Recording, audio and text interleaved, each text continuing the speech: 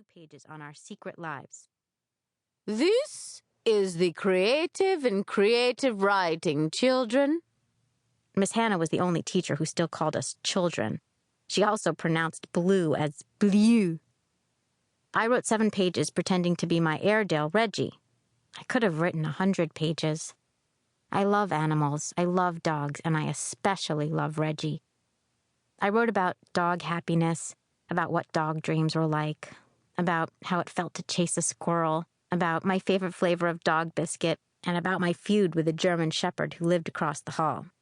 But that's not what got me in trouble when Ms. Hannah read my report out loud. She started out by saying she wanted us to hear the best example of point of view she'd ever come across in a student's writing.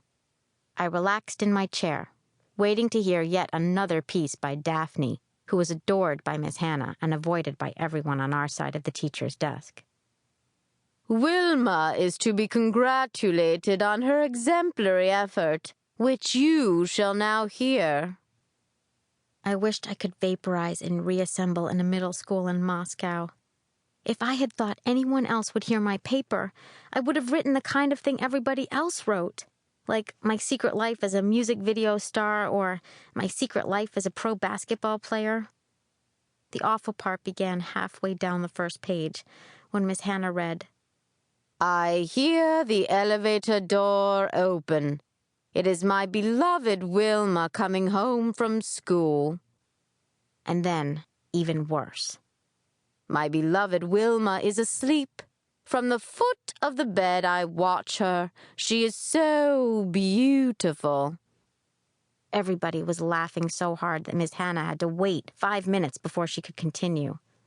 Was she going to read all 7 pages? I could survive what she'd read so far, but not if she kept going. She kept going.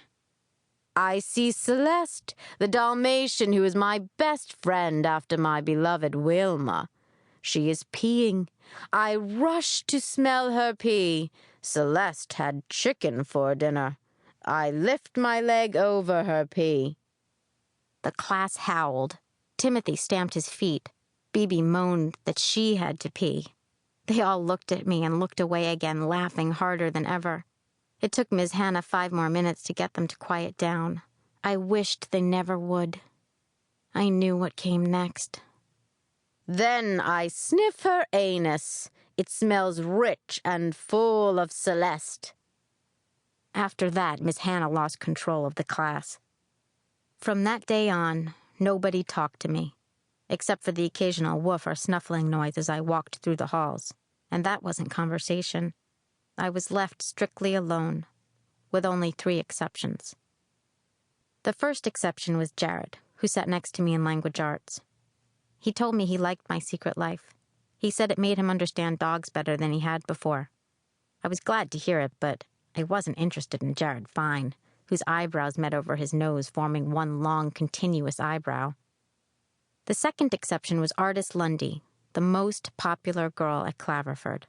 She had Miss Hannah for 6th period, and Miss Hannah had been kind enough to read my secret life there, too.